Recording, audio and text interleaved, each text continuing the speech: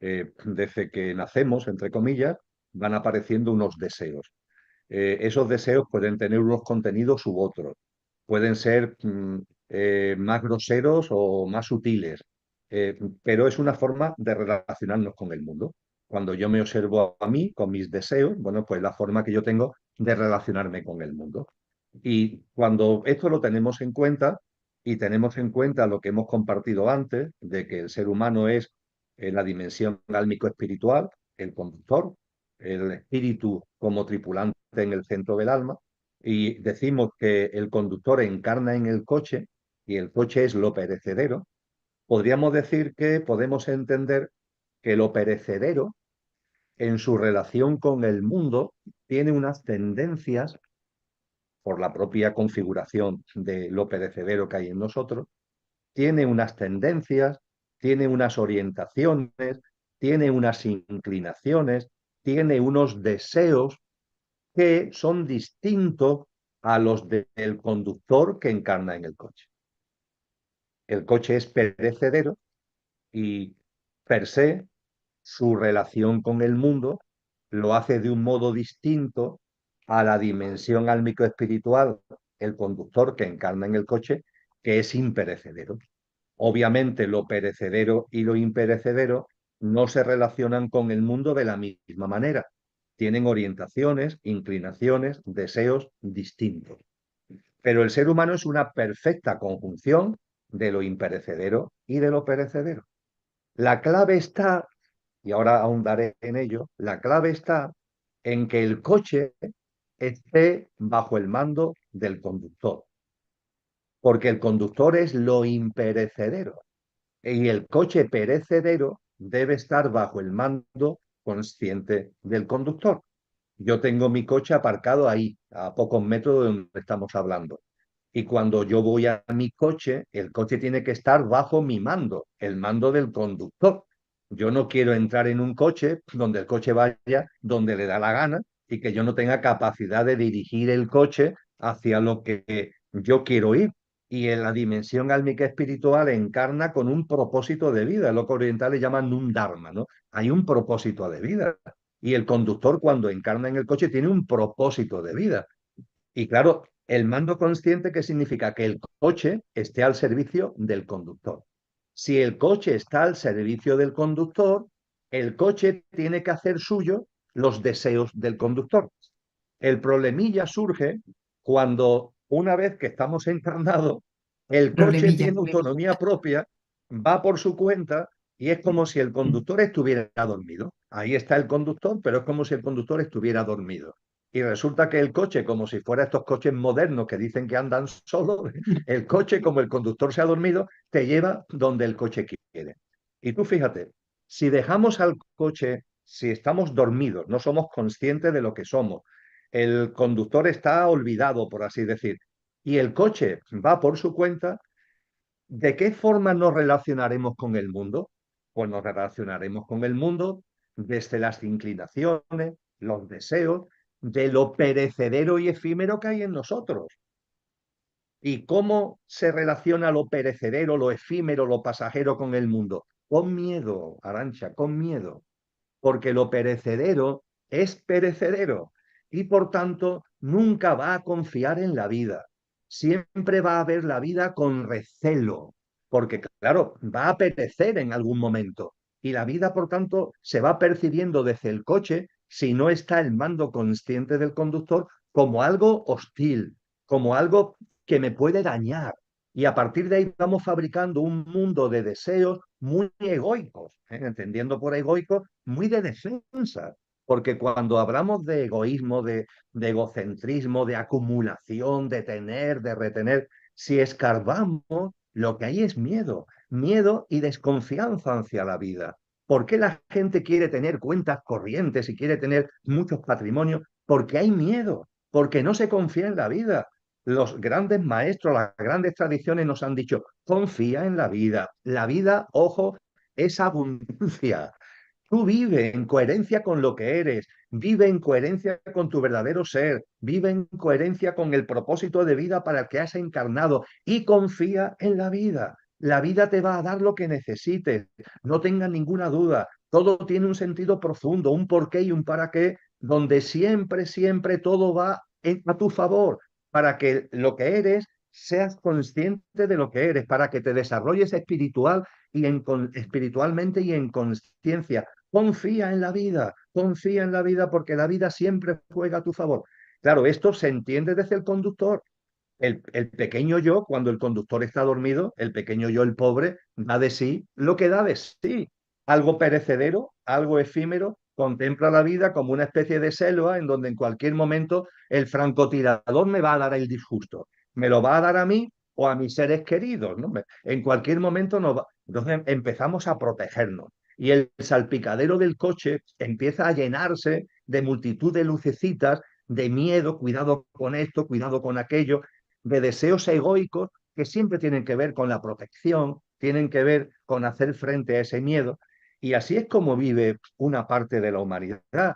Y esto tiene mucho que ver con el tipo de sociedad que hemos creado entre todos, porque todos hemos puesto ahí una piedrecita en sus cimientos, ¿verdad? Una sociedad egoica y egocéntrica, donde no hay confianza en la vida, donde todo se ha convertido en lugar de la realidad, que es abundancia, todo ha pasado a ser escasez, todo ha pasado a ser competencia y lucha, porque claro, si yo tengo miedo, yo tengo que protegerme, a protegerme al otro, termino viéndolo como una especie de potencial agresor y, en fin, todos los comportamientos que sabemos que se han dado y se siguen dando en la historia de la humanidad.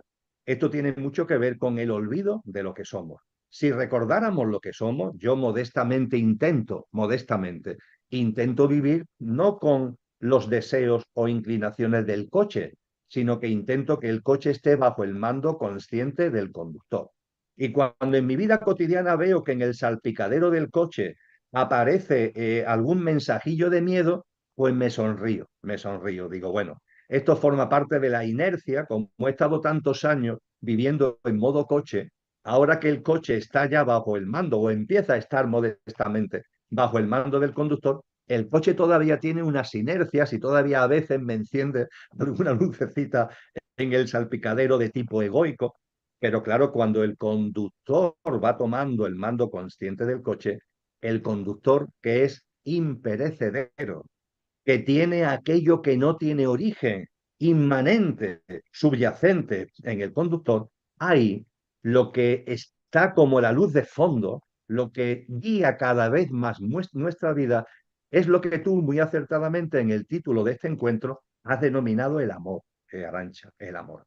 ¿Y por qué los deseos, entre comillas, del conductor tienen que ver con el amor?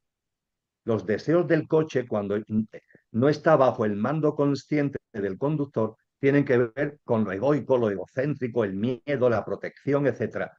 Pero cuando el conductor empieza a tomar el mando consciente del coche, lo que empieza a prevalecer en nosotros cada vez más, cada vez más, cada vez más, es el amor. ¿Y por qué es el amor? Porque ahí también los grandes maestros nos han hecho aportaciones muy importantes. ¿Qué es Dios? ¿Qué es aquello que no tiene origen? ¿Nos podemos acercar de algún modo a cualidades, a características en lenguaje humano, claro, de aquello que no tiene origen? Bueno, yo lo más bello y creo que lo más certero que me he encontrado al respecto están en las palabras de Juan el Evangelista, en el Nuevo Testamento cristiano, donde Juan nos dice, Dios es amor. Dios es Punto. amor. Y el que no conoce a Dios no conoce el amor. Dios es amor y el que no conoce a Dios, el que no conoce el amor, no conoce a Dios. Fíjate, Dios es amor. Si aquello que no tiene origen, que está presente en ti y en mí como espíritu, en el batiscafo del alma, si con el espíritu, el alma y en su centro el espíritu, si aquello que no tiene origen está presente en ti y en mí como espíritu, si aquello que no tiene origen es amor, el espíritu es amor. Hablando de deseos en clave espiritual, claro, no en clave egoica, podríamos decir que el modo de relación que tiene el espíritu con el mundo amor, es amor. Y por tanto, cuando el conductor va haciéndose presente en nosotros, cuando el mando consciente del coche va siendo cogido por el conductor, los deseos egoicos de lo perecedero, de lo efímero, esos deseos van diluyéndose y cada vez más van apareciendo algo distinto, una forma distinta de relacionarnos con la vida, que es precisamente el amor. Volvíamos a San Juan de la Cruz. Quiero volver a San Juan de la Cruz. Él nos decía el alma y en su centro el espíritu. Fíjate, el espíritu es amor.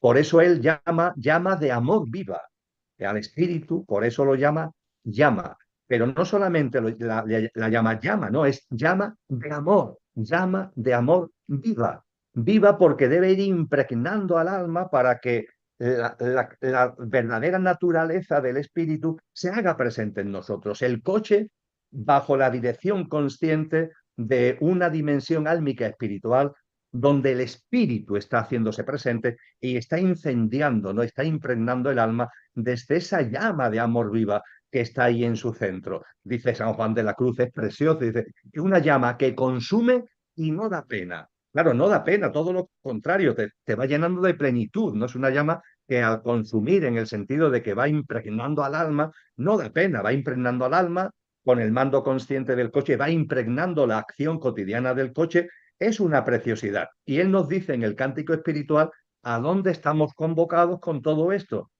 Y volvemos al amor. Él dice en el cántico espiritual, porque ya no tengo otro oficio, porque ya solo el amar es mi ejercicio. Fíjate qué bello, Arancha. Así que Bellísimo. muchas gracias, Carlos González, y muchas gracias, repito, a todos vosotros y vosotras por vuestra presencia. Yo la hago online, pero estoy de corazón y de alma, y por vuestra atención.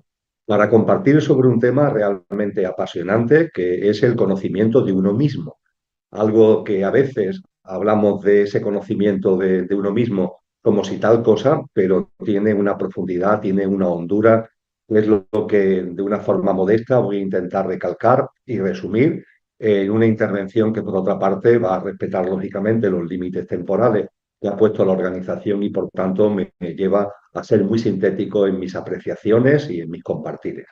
Quizá lo primero, amigos y amigas, es poner de manifiesto de que cuando hablamos del conocimiento de uno mismo, del conócete a ti mismo, estamos hablando de una máxima que se encuadra en lo que a mí me gusta llamar la sabiduría primordial o la sabiduría perenne.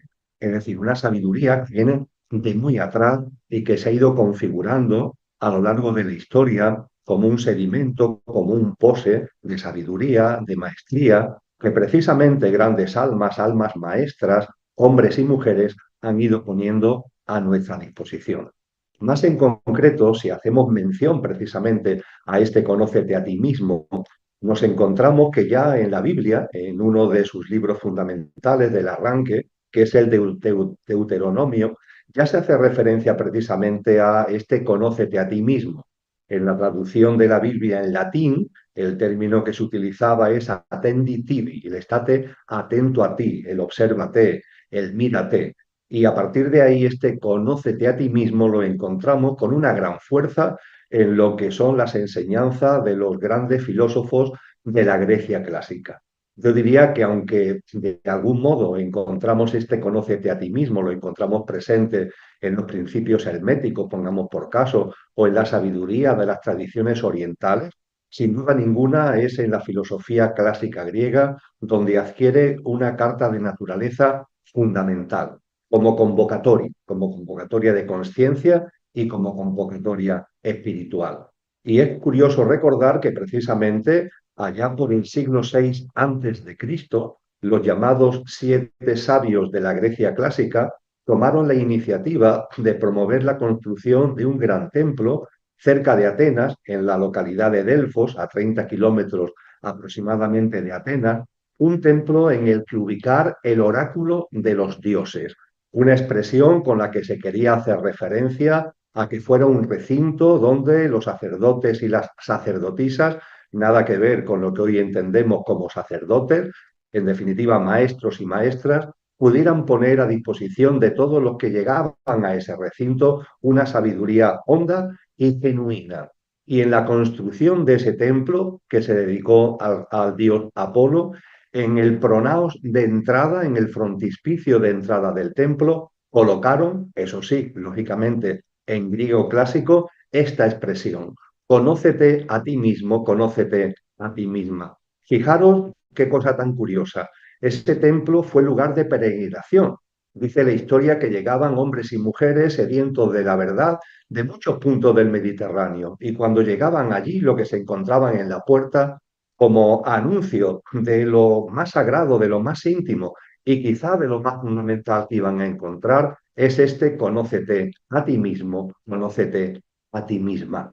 Porque fijaros que incluso yéndonos hoy a nuestra actualidad y yéndonos a algo mucho más prosaico, que ese templo dedicado a Apolos, de ese oráculo de los dioses, yéndonos a un tema más cercano, pero también, repito, más prosaico, como es el diccionario de la lengua, el diccionario de la Academia Española de la Lengua, cuando acudimos a la palabra conciencia, con ese conciencia, nos encontramos precisamente reflejado la importancia de este conócete a ti mismo. Yo creo que todos sabemos que en castellano hay una palabra que es conciencia, sin S, y otra que conciencia, con S. La primera, conciencia sin S, dice el diccionario que hace referencia a cuestiones morales relacionadas con el bien y con el mal. Por ejemplo, si hago daño a alguien, puede ser que tenga mala conciencia del mal realizado. Sin embargo, la conciencia va por otro lado y podríamos decir que es mucho más rica y mucho más fructífera desde el punto de vista espiritual. Y esa conciencia con ese, el diccionario nos dice que es una especie de compendio de tres capacidades. La primera, el conocimiento de nosotros mismos. Ahí aparece este conócete a ti mismo, la importancia de conocernos a nosotros mismos. En segundo lugar, el conocimiento de la realidad que nos rodea. Una cosa no va reñida con otra. Me conozco a mí mismo o lo intento, e igualmente conocer la realidad que nos rodea. Y en tercer lugar, el equilibrio entre la mirada interior y la mirada exterior. Ello se engloba en el término conciencia. Qué importante sería recordarlo siempre cuando a menudo caemos en diatribas si lo conciencial, si lo espiritual, en mirar hacia adentro, si en mirar hacia afuera, y a veces vamos como si fuéramos tuertos, ¿no? Nos tapamos el ojo de la mirada interior y estamos siempre pendientes de lo de fuera o viceversa. Ponemos mucha atención a lo de fuera y sin embargo no somos capaces de vernos a lo de dentro. En fin, en muchas ocasiones vamos tuertos por la vida cuando el término conciencia nos convoca a ese equilibrio entre la mirada interna y la mirada externa. Y esa mirada interna es precisamente el fundamento, la razón de ser, de conocernos a nosotros mismos. El conócete a ti mismo, por tanto, hoy incluso en el diccionario está ligado a la propia conciencia. Dicho lo cual, nos podríamos preguntar, ¿y en qué consiste exactamente? Cuando los grandes maestros y maestras nos han hablado de conocernos a nosotros mismos, están hablando de algo concreto o de algo muy genérico, algo muy puede tocar muchos palos, y algo en donde podamos resumir alguna manera en la que podamos sintetizar la base, el núcleo duro de lo que es el conocimiento de uno mismo o de una misma. La respuesta es que sin duda ese conocimiento de nosotros mismos tiene un núcleo duro, tiene algo muy concreto y muy específico y de una enorme potencia, que tiene muchas derivaciones sin ningún tipo de duda, pero que de por sí es lo realmente fundamental del conocernos a nosotros mismos. Y radica ni más ni menos que en tomar conciencia y en saber también diferenciar y saber también la interacción que hay entre la esencia y la apariencia. El darnos cuenta de que en nosotros, en cada uno de nosotros, en vosotros, en mí, hay una esencia y hay una apariencia. También en el mundo exterior, también en esa realidad externa, hay una apariencia que es lo que vemos a simple vista, pero detrás de esa apariencia hay una esencia. Pero el conocimiento de nosotros mismos significa el tomar conciencia, repito, de que en ti y en mí hay una esencia y una apariencia, que no están reñidas, que son complementarias, pero que hay que saber diferenciar. Es más, volviendo a acudir al diccionario en lengua castellana, tenemos la ventaja de usar verbos distintos para hacer mención a ser y a estar. Ser y estar. Como todos sabemos, son dos verbos claramente diferenciados. Esto no sucede en otras lenguas. Por ejemplo, en el idioma inglés hay un mismo verbo para ambas cosas. El verbo to be, que significa ser y estar, y el que sepamos si es una cosa u otra depende del contexto en el que estemos usando el verbo. Esto en castellano no es así. Tenemos dos verbos perfectamente diferenciados, ser y estar. Y esto nos ayuda a entender mucho mejor qué es eso de la esencia y la apariencia, y por tanto nos ayuda a entender mucho mejor lo que es eso de conocernos a nosotros mismos.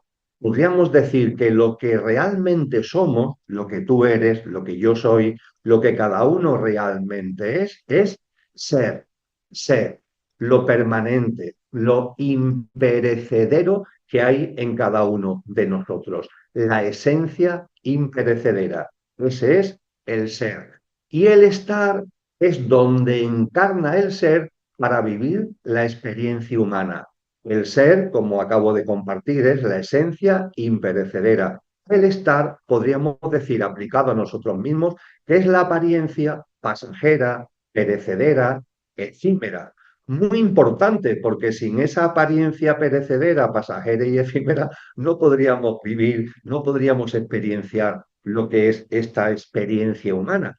Pero ciertamente el ser humano, cuando lo contemplamos desde esta óptica del conocimiento de nosotros mismos, podríamos decir que se nos abren las puertas a una gran verdad, que somos una perfecta conjunción de esencia y de apariencia, una perfecta conjunción de ser y de estar. Ciertamente hay un momento concreto en nuestro despliegue experiencial que se produce el fallecimiento físico. El fallecimiento físico supone ni más ni menos que el fin del estar, la finalización de nuestro estado, entre comillas, de apariencia. Pero el ser sigue siendo, la esencia sigue siendo. La esencia ahora y aquí, en mí, por ejemplo, está en este tal Emilio, pero cuando este tal Emilio fallezca, que fallecerá, el estar termina, la envoltura, la apariencia concluye, pero el ser que ha encarnado en este estar, la esencia que ha encarnado en la apariencia, sigue siendo. Este es el núcleo duro, repito, del conocernos a nosotros mismos. Para hacerlo más sencillito, me gusta compartir, evidentemente de modo coloquial y a manera de broma, que desde que se construyó ese templo dedicado a Apolo en Delfos, el oráculo de los dioses, ha pasado mucho tiempo. Os comentaba que se construyó allá por el siglo VI antes de Cristo, es decir, han pasado en números redondos 2600 años. Y Ciertamente, parece Rodrigo, estamos ante un tema muy práctico, entre comillas, pero a su vez enormemente profundo, siendo por tanto algo ordinario, algo cotidiano.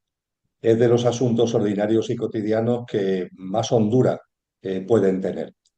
Desde esa perspectiva creo que es importante el tener en cuenta la enorme diferencia que hay entre lo que los grandes sabios y sabias han llamado amor y lo que hoy solemos llamar amor, coloquialmente llamamos amor.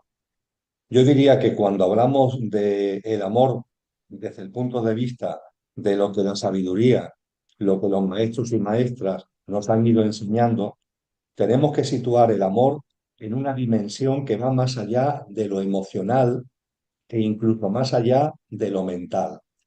Yo diría que el amor es una forma de percibir la vida, de percibirnos a nosotros mismos, de percibir a los demás, de percibir la existencia, que tiene como telón de fondo la unicidad, el darnos cuenta de que en última instancia hay una unidad en todos nosotros.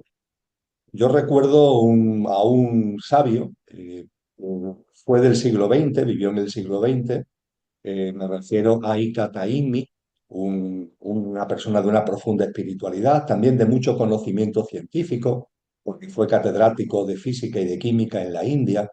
E Ika Taimi intentó plasmarnos de alguna manera lo que es el amor, ese amor verdadero que va más allá de lo emocional y de lo mental. Y él nos decía, Rodrigo, que el amor podemos percibirlo buscando un símil para entenderlo, con una goma, con una goma elástica, fuerte, gordita, que con las manos vamos estirando, vamos estirando, vamos estirando. Nos podemos poner en la situación, ¿verdad? Tenemos una goma elástica y con las manos lo vamos estirando. Ciertamente con la fuerza de nuestras manos conseguimos que esa goma se vaya estirando, ¿verdad? Pues dice Taimi, ¿percibes la fuerza que hay en tus manos? Tira hacia adentro, tú estás tirando hacia afuera y lo estás consiguiendo por la fuerza de tus manos. Pero percibes en tus dedos, percibes en tus manos una fuerza que tira hacia adentro, que tira hacia la unión y no hacia la separación. Pues bien, esa fuerza es el amor. El amor es la fuerza que hay en el cosmos, en la existencia y en la vida, que tira hacia adentro, hacia la unión, hacia la separación, no hacia la división, no hacia la dualidad, no hacia la ruptura, sino hacia la unión. Y esa fuerza se manifiesta o se debería manifestar en todos los contenidos de la vida y de la existencia. Miramos al cosmos y vemos que eso es así. Miramos la naturaleza y vemos que eso es así. Nos miramos a nosotros y podemos percibir que desgraciadamente no siempre es así. Cuando hablamos de las relaciones con los demás y de la relación de pareja, esta percepción de unicidad, esta percepción de unión debería estar presente. Y debería estar presente para darnos cuenta, Rodrigo, de que hay algo en nosotros muy profundo que no solamente tira hacia esa unión, sino que se manifiesta en lo que podríamos denominar unas cualidades álmicas. Me gusta compartir que el ser humano, más allá de nuestro pequeño yo físico, emocional y mental y la personalidad a ello asociada, el ser humano es también una esencia encarnada en esa apariencia. Esa esencia podemos decir que tiene una dimensión álmico-espiritual.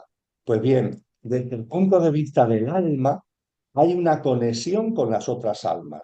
Y lo que es el amor verdadero, podríamos decir que está relacionado, que está ligado a la vinculación, a la afinidad que podemos sentir con otra alma.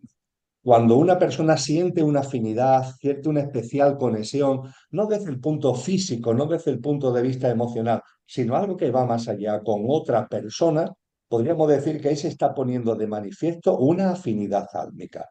Ciertamente esa afinidad álmica puede ir acompañada o no de una atracción sexual, de una atracción física, puede ir acompañada o no de eso. Y la relación de pareja podríamos decir que tiene como telón de fondo esa afinidad álmica que debe existir y además de la afinidad álmica, como complemento, una atracción física, una atracción de persona a persona, desde la apariencia también, que complemente esa afinidad desde la esencia. Fíjate que la Academia Pitagórica, hace ya 2500 años, nos hablaba de esa afinidad álmica que puede existir entre las personas. Es a lo que en esa Academia Pitagórica llamaban la amistad con mayúscula. Pues bien, yo diría que cuando nos acercamos al amor, la sexualidad y las relaciones de pareja, debería primar el que percibamos una amistad con esa persona, sea quien sea, con la que de alguna forma también tenemos una inclinación a tener una relación de pareja, el complemento de la afinidad álmica con una atracción física que de alguna forma culmina esa afinidad álmica. Pero mi percepción, Rodrigo, es que cuando una pareja no tiene entre ella esa afinidad álmica y solo hay una atracción emocional y física, esa relación realmente no es una relación de amor. Podríamos decir que es una relación de enamoramiento. Y el enamoramiento tiene mucho más que ver con lo emocional que con el amor profundo y la afinidad álmica a la que he hecho referencia. Qué interesante, Emilio. Realmente es muy interesante porque podríamos hablar entonces aquí de tres conceptos muy importantes. Lo que es el amor, lo que es querer y lo que es el enamoramiento. Y hablando de estos tres conceptos, me gusta mucho enfocarme en algo que hemos platicado en anteriores encuentros, el enamoramiento. Ese estado, y recuerdo mucho tanto el ejemplo de que podemos tener un día, eh, digámoslo, en un juicio malo, y no sé, lo vemos de una mejor manera, le sonreímos, podemos ir a un restaurante, el mesero nos puede prácticamente aventar el café y la comida y estamos, ay, qué lindo, muchas gracias, que le vaya muy bien y no nos enganchamos porque estamos en ese proceso de enamoramiento en donde todo es maravilloso, donde la vida se ve con los lentes de color de rosa, si podemos manejar ese cliché, en donde hay mucho entusiasmo, pero realmente es muy importante que se aprenda a diferenciar que en las relaciones de pareja puede ser una etapa, el enamoramiento o darnos cuenta de que se está exigiendo amor cuando lo que hay es querella. Emilio, ¿nos puedes explicar un poquito acerca de esa diferencia de amor, enamoramiento y querer? Con relación al denominado querer, Rodrigo, fíjate lo que la propia palabra, el propio verbo nos está diciendo, ¿no? Cuando hablamos de querer, estamos haciendo referencia a, de alguna forma, a poseer. Es como si en la relación con la otra persona, tú en el inicio utilizaste un término muy importante que se utiliza en psicología cuando hablamos de estos temas, que es la cosificación de las personas. El percibir y, ojo, el usar a otras personas como si fueran cosas para darnos a nosotros satisfacción, ¿verdad? Pues bien, cuando hablamos de querer, el término querer, el verbo querer, la persona querida tiene mucho que ver precisamente con esa cosificación, porque con relación a la persona querida podríamos decir que la deseamos, la queremos, al igual que nos apetecen otras cosas. E igualmente, implícitamente, conlleva una subordinación y yo diría incluso que una supeditación hacia ella, o ambas circunstancias a la vez, la cosificación y la subordinación. Yo diría que cuando nos planteamos una relación de pareja, el querer no debería ser el leitmotiv, porque es muy estrecho, muy limitado y nos mete en una dimensión, yo diría, que demasiado egoica. Con relación al enamoramiento, bien, cuando hablamos de enamorarnos, estamos hablando, si lo analizamos con sentido común, con profundidad y con hondura, estamos hablando de una emoción. No es ese amor, afinidad álmica complementada con una atracción física a la que hacíamos mención antes, sino que se inscribe en el ámbito de lo emocional. Y inscribiéndose en el ámbito de lo emocional, creo que tenemos que recapacitar sobre ello. El enamoramiento en demasiadas ocasiones, por no decir en todas, va ligado a proyectarnos nosotros en la otra persona a la que decimos que estamos amando, como una proyección de nuestra visión de las cosas, de nuestra visión de la pareja, de nuestra visión de la vida, y lo proyectamos sobre la otra persona. Es como si en el enamoramiento, en lugar de ver a la otra persona tal como verdaderamente es, la estuviéramos utilizando de pantalla para proyectar sobre ella nuestro mundo mental. Y al proyectar sobre ella nuestro mundo mental, la estamos revistiendo con unas cualidades, con unas características que posiblemente no sean realmente de la persona, sino que sean las características y las cualidades que nosotros mentalmente estamos proyectando sobre ella al utilizarla como pantalla. Y claro, ¿qué sucede? Que el enamoramiento, esto también en psicología está muy estudiado, el enamoramiento se nos dice que tiene fecha de caducidad. Yo recuerdo que la primera vez que empecé a estudiar sobre este tipo de cosas, hace ya muchos años, los trabajos, los ensayos que se habían publicado en aquella época nos decían que el enamoramiento, precisamente por esto, porque es proyectar sobre la otra persona, utilizándola de pantalla, nuestras propias querencias, nuestros propios deseos, nuestro propio mundo mental, el enamoramiento dura un par de años, porque claro, la realidad antes o después se pone de manifiesto y lo que hay detrás de la pantalla, antes o después, se pone de manifiesto. Y a partir de ahí, claro, cuando lo que está detrás de la pantalla que tú has fabricado delante de la persona, eso se cae, pues estás viendo a la persona de verdad y entonces el enamoramiento desaparece. Y se nos decía que el enamoramiento, esto suele suceder cuando han pasado aproximadamente un par de años, a los 2 años Recordando aproximadamente. así a bote pronto algunos hitos en ese escenario temporal que me indicas, eh, es importante para mí el hecho de que en el año 2018, por decirlo de alguna forma, de una forma coloquial, percibimos, y cuando digo percibimos porque también le sucedió a mi esposa, a Lola, y a algunas otras personas, que los removimientos que estábamos viviendo, porque ya veníamos viviendo removimientos, ahí está la celebérrima crisis financiera, ¿no? Con todo lo que supuso, comenzada en el 2007-2008 y que sus efectos se metieron absolutamente hasta el año 2014-2015, por poner un ejemplo. Pero allá por el 2018 percibimos que esos removimientos iban a ir a más, en el contexto de una dinámica social que hacen de esta humanidad una especie de huracán de magnitud aceleradamente creciente.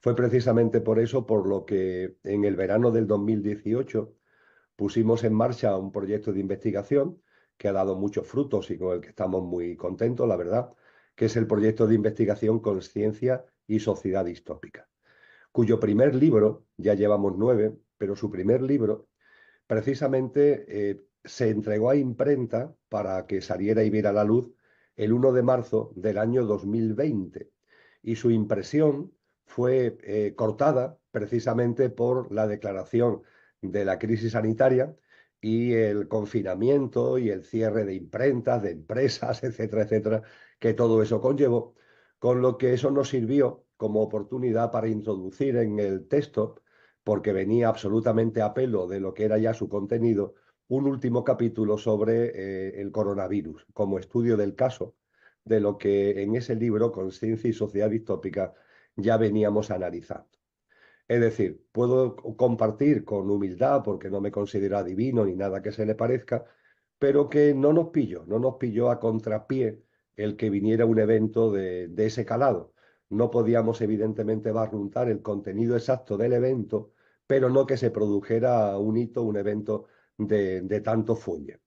Además, por si eso no fuera poco, recuerdo perfectamente, Miguel, y vuelvo al contexto de confianza que tú generas en nuestras conversaciones, de que yo no soy muy dado a viajar en avión, no porque tenga miedo, sino porque ya he viajado en avión todo lo que tenía que viajar.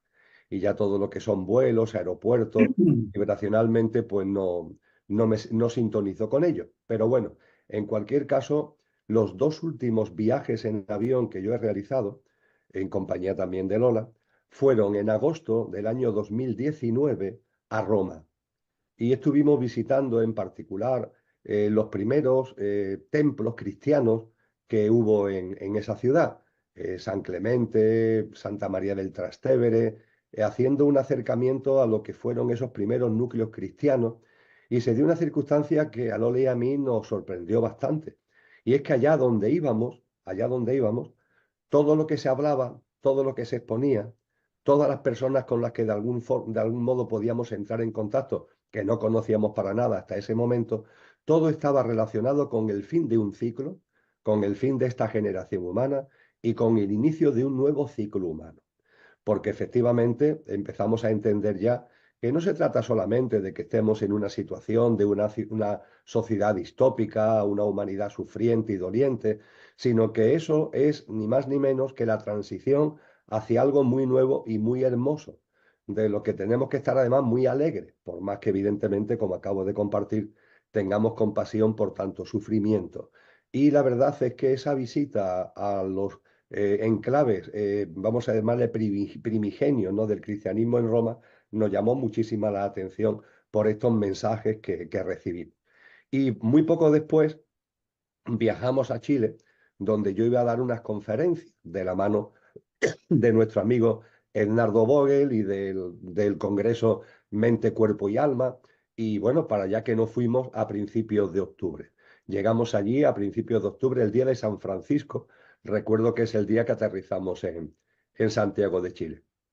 Pues bien, en Santiago de Chile estuvimos llevando a cabo una labor y unos días preciosos, pero fue coger el avión de vuelta y saltar todo lo que saltó en Chile en octubre del 19, que tú quizás recuerde y muchas personas que vean este vídeo también recuerden esa gran movilización, esa gran turbación social con muchas plasmaciones. Que, bueno, por 48 horas pudimos coger el avión de vuelta, si no, no hubiéramos tenido que quedar en Chile posiblemente muchos días o vete a saber si muchas semanas. Y claro, ese evento, también ese evento, unido a lo de agosto en Roma, ese evento de octubre, que no vivimos de primera mano, pero casi, con lo cual estuvimos muy concienciados acerca de todo lo que ese evento representó, nos situó, la verdad, para estar en condiciones de que, como te comentaba hace unos minutos, cuando estalló todo lo que estalló en marzo del 2020, nos pudo sorprender por la cuestión concreta, por la plasmación concreta, pero no por el hecho de que se produjera un evento de esa naturaleza. Vivimos con claridad en ese sentido, que estábamos ante con todo lo que fue esa crisis, entre comillas, sanitaria, vivimos el mayor ensayo de ingeniería social y de manipulación y de tergiversación que se ha hecho en la historia de la humanidad. Y así fue como lo vivimos, por tanto, yo diría que con mucha conciencia y también con mucha tranquilidad y con mucho sosiego. Perdóname el inciso, lo que no he captado del todo Mm, la señal que tuviste en ese viaje a Roma. ¿Qué es mm. lo que te puso o os puso en alerta de que algo gordo se avecina? Pues que allá ¿Qué la donde íbamos, experiencia en Roma? sí, te estoy hablando de San Clemente, ¿no? Muy cerca del Coliseo. También te he citado a Santa María del Trastevere. Te estoy hablando de asentamientos muy primigenios, ¿no? Del cristianismo ahí. Pues bien, en estos templos, cuando íbamos, nos encontrábamos ya no solamente en lo que eran las homilías, ¿no? Las lecturas de la misa que se hacía en esos días, sino que incluso nos encontramos con algunos grupos de cristianos de base, por así decir, que tuvieron con nosotros la gentileza de permitirnos participar en lo que eran sus puestas en común. Y todo giraba, Miguel, en torno fundamentalmente a lo que es el capítulo 24 del Evangelio de Mateo, donde los discípulos le preguntan a Jesús: Maestro, ¿cómo será el final de los tiempos? Y Jesús le contesta: no voy a hablar del final de los tiempos porque no va a terminar la vida, ni la tierra, ni la humanidad. Os voy a hablar de los últimos tiempos de esta generación humana. Y eso fue lo que nos encontramos por todos sitios.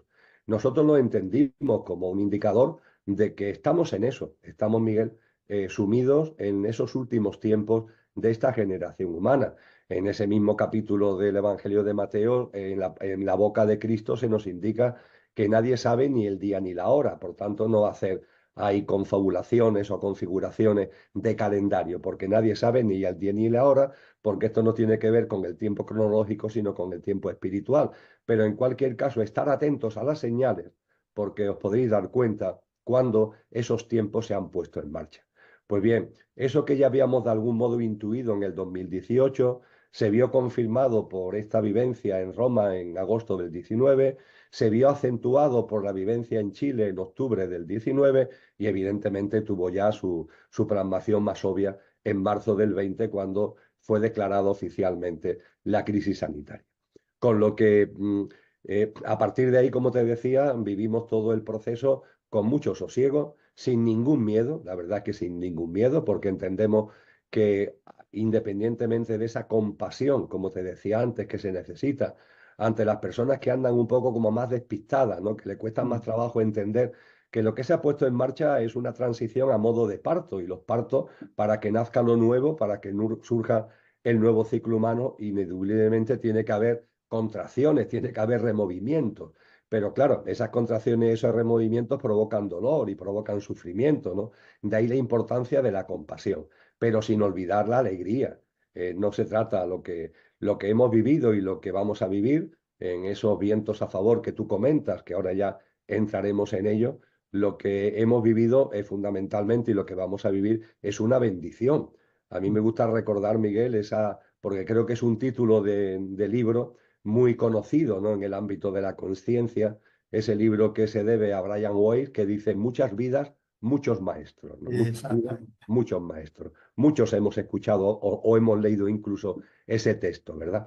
Pues esa es la realidad, muchas vidas, son nuestras almas llevan muchas encarnaciones, una larga cadena de vidas, y cuando de algún modo empezamos a percibir que estamos llegando al momento de la transición, de configuración de una nueva humanidad, que es ya de hecho la que resuena en nuestro corazón y en nuestra alma, pues es el momento de la alegría, independientemente de la compasión, a la que vuelvo a incidir, porque creo que también es muy importante.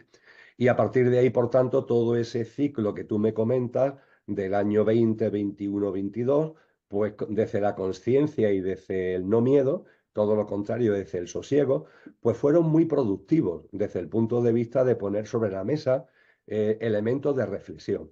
Yo recuerdo que, habida cuenta de que se paralizaron las actividades presenciales, hubo algunas que se pudieron mantener, pero la mayoría se paralizaron. Yo multipliqué enormemente los encuentros online, pero enormemente. Creo que durante un año y medio tuve incluso 5 encuentros online a la semana, ¿no? Es decir, eran una media de 250 encuentros al año, ¿no? Una cosa tremenda, ¿no? Y Sí, concretamente mi experiencia en particular fue el 29 de noviembre del año 2010, cuando fallecí desde el punto de vista clínico en la UCI de un gran hospital de mi ciudad, de Sevilla, a las 16 horas. A las 16 horas mis constantes vitales pues desaparecieron, pero posteriormente volví a la vida. Mi camino espiritual, Sandra... ¿Perdona? ¿Al cuánto tiempo regresaste? Pues mira, la realidad es que es un tiempo que todo el mundo me dice que es una exageración, pero parece que fueron 2 horas. Digo que parece que es una exageración porque Sí. las ECM suelen ser de minutos, ¿no? Más o menos minutos, ¿no? Pero en mi caso parece que fue más prolongado. Pongo lo de las 2 horas con interrogante, pero en cualquier caso fue un tiempo bastante extenso desde el punto de vista de los parámetros médicos, Sandra. Sí, sí. Insólito. Y se produce en un momento en mi vida en el que yo ya, como tú has comentado, llevaba una vida, yo diría que muy centrada en lo externo, muy centrada en la actividad académica, profesor de universidad, gestión pública, política, ¿no?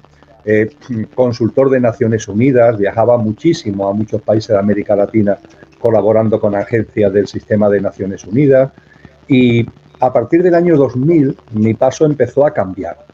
Empecé a mirar cada vez más hacia mi interior, a intentar encontrar la esencia que está más allá de la apariencia. Eso hizo que en el 2008-2009 abandonara, por ejemplo, la actividad política, que en el curso 2009-2010 dejara la docencia universitaria. Y cuando estaba en ese contexto de empezar a vivir de una manera distinta, la vida me regaló, y lo digo así, la vida me regaló una experiencia cercana a la muerte. Un tema que, aunque yo ya me estaba acercando con potencia a lo espiritual, también tengo que decir que no me había ocupado, es decir, me estaban ocupando otros temas, me estaban ocupando otros asuntos espirituales, ¿no? Pero no la vida después de la muerte. Con lo que lo primero que tuve que hacer, una vez que yo viví la propia experiencia, fue informarme sobre qué es esto de las experiencias cercanas a la muerte, si ha habido muchos casos, si ha habido pocos, y en definitiva, de alguna forma, ver la coherencia entre mi bagaje experiencial y lo que se nos ha enseñado ahora y desde hace mucho tiempo sobre las experiencias cercanas a la muerte. Porque me gusta siempre compartir, estimada Sandra, que una vez que me puse a indagar, me encontré con la agradable sorpresa que hay multitud de textos que hablan de las experiencias cercanas a la muerte desde hace muchísimo tiempo. Fíjate que hay un libro que para mí es clave en mi comprensión de las experiencias cercanas a la muerte, en la mezcla con lo que yo viví, que es ni más ni menos que La República de Platón. Un libro que cuando escuchamos el nombre, ¿verdad?, nos echamos un poquito para atrás. Además es un libro bastante gordo que recoge los diálogos entre Sócrates y Platón. Sócrates no escribió, Platón era su discípulo, y Platón sí nos regala sus diálogos con su maestro, con Sócrates. Y en las páginas finales, con lo que si alguien quiere buscarlo en internet o por lo que sea, tiene ese libro en su casa, pues es fácil de hallar. En las páginas finales se narra con mucha precisión la experiencia cercana a la muerte de un soldado armenio llamado que hace 2500 años, que se dice pronto, muere en el campo de batalla, o aparentemente muere, cuando termina la batalla, los ejércitos se dan una tregua para retirar los cuerpos de los fallecidos, retiran, entre otros, el cuerpo de este soldado llamado Er, se lo entregan a su familia para hacer el rito funerario, y cuando están en pleno rito funerario, Er vuelve a la vida y describe una experiencia cercana a la muerte apasionante que además Platón y Sócrates recogen en su diálogo con mucho detalle. Fíjate que estamos hablando de algo que está ya recogido en textos, y además en textos tan serios, ¿no?, como esta gran obra filosófica hace 2500 años. Pero es que después, si damos un salto en el tiempo y nos venimos al momento actual, tú sabes muy bien, porque conoces el país y conoces su idiosincrasia, que en Estados Unidos son muy dados a las estadísticas. Hacen estadísticas de todo lo contabilizan, sacan tantos por cientos.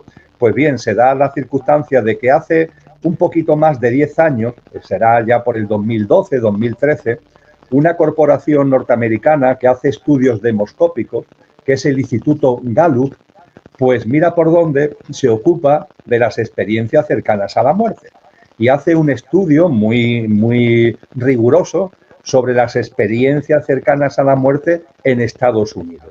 Las conclusiones del estudio son apasionantes, porque pone de manifiesto que, y creo que es un dato que podemos extrapolar a otras partes del mundo, a tu país, al mío, que 5 millones de norteamericanos y norteamericanas han vivido experiencias cercanas a la muerte.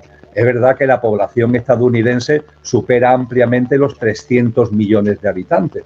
Oye, pero el 5 millones de personas es un número de personas muy importante, ¿verdad? Y el Instituto Gallup, con esta enorme cantidad, como se hace en este tipo de análisis demoscópico, seleccionó una muestra y encuestó a una muestra representativa para extraer conclusiones sobre las experiencias cercanas a la muerte. Y la gran sorpresa es que hay una gran uniformidad, una gran homogeneidad. Las personas que han vivido ECM narramos lo mismo, son cosas enormemente parecidas, ¿no? Lo que pone en evidencia que no se está hablando de algún tipo de invención de uno o de una, ¿no? Porque hay una enorme similitud. Es verdad, y en eso lo apunto ahí, Sandra, para que en tu criterio, cuando tú consideres oportuno, lo analicemos más tarde, que de todos los encuestados que en Estados Unidos han desarrollado ECM, un tanto por ciento muy alto, que supera el 90%, lo recuerda y lo ha vivido y lo vive actualmente como una experiencia, vamos a decirle así, reconfortante, de armonía, que le ha proporcionado paz y una visión de la vida muy distinta en el sentido más positivo del término. Pero ojo, hay un pequeño tanto por ciento que le pasa lo contrario. Esto es curioso. Hay aproximadamente un 5% que la ECM la recuerda como algo que no quiere volver a vivir, y en lugar de perder el miedo a la muerte, tiene más miedo al momento en el que se vuelva a producir el óbito, ¿no? Lo cual es, después podemos, ¿y después por qué podemos será ir a ello. Ahorita vamos a ver a qué se debe eso. Ese punto ¿A está qué se debe eso? muy Efectivamente. interesante. Pero por Claro. seguir resumiendo este estudio, cuando recogemos este estudio demoscópico, que es muy semejante a las fuentes que tenemos en otros muchos países y en otros muchos sitios, a esto, Sandra, hay que añadir que, sobre todo en los últimos 20 años, hemos tenido información fidedigna sobre experiencias cercanas a la muerte que ha vivido el personal sanitario y personal médico en particular. Es decir, yo soy economista, no tengo un conocimiento, tengo un conocimiento genérico, ¿no? Pero no soy un especialista, por así decirlo. Pero claro, es que ha habido médicos y médicas, neurólogos, por ejemplo, que han tenido experiencias cercanas a la muerte. Y esto tiene mucho valor porque ellos tienen una comprensión muy potente que ha contribuido a que se olvide la posibilidad que algunos sostenían de que las ECM son como alucinaciones, ¿no? Personas que están hospitalizadas, que han tenido accidentes, están pasando enfermedad, ¿no? Están medicadas, ¿no? Y es como puede ser que la medicación o las reacciones cerebrales, las reacciones químicas, produzcan alucinaciones y que las ECM pueden ser simplemente alucinaciones. Pero claro, cuando ha sido personal médico el que ha tenido este tipo de experiencia, ellos saben muy bien discernir, imagínate un neurólogo, pongamos por caso, lo que es una alucinación y lo que no es, ¿no? Y ello ha ayudado mucho, ha contribuido mucho a, evidentemente, poner de manifiesto que las ECM no son alucinaciones. Por ejemplo, porque las alucinaciones, la persona que alucina, dice una cosa hoy y a los 3 meses dice otra y al año dice otra. Es decir, no se sostiene el argumento. Esto no ocurre en las ECM. Yo lo viví hace ni más ni menos que 15 años, hará en noviembre del 2025, y yo tengo un recuerdo fidedigno que no ha cambiado y que lo que yo puedo recordar ahora de la ECM es lo mismo que pude recordar y además está recogido en grabaciones y en textos, ¿no? Hace muchos años. Con lo que... Muchas gracias. Bueno, Teresa, ¿ibas a hacer una última pregunta? No se te oye. Teresa, espera, ¿no se te oía? A ver, que estoy con el micrófono apagado. Ahora. Quería preguntarte, Emilio, si tienes alguna idea de cómo encaja, hablamos muchas veces del apocalipsis, ¿no? Pero cómo encaja toda esta situación con las profecías de las otras corrientes espirituales, de las otras religiones, ¿no? Por ejemplo, cómo encaja toda esta situación ahora, todas estas guerras y rumores de guerras desde el punto de vista de las profecías musulmanas del fin de los tiempos, de las profecías judías del fin de los tiempos, desde cada una de las religiones, las grandes religiones, digamos, los hindúes, todos hablan de este momento.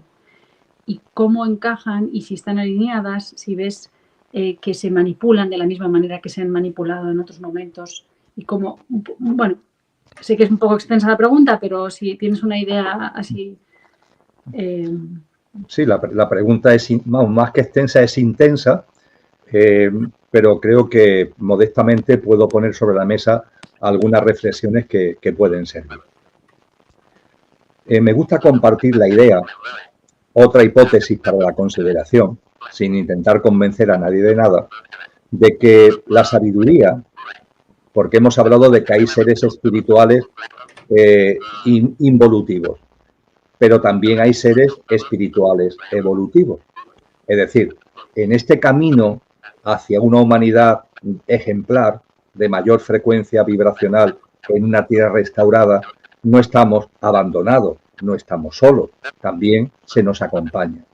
La diferencia entre los seres espirituales involutivos y los evolutivos es que los involutivos interfieren. En cambio, los evolutivos no interfieren.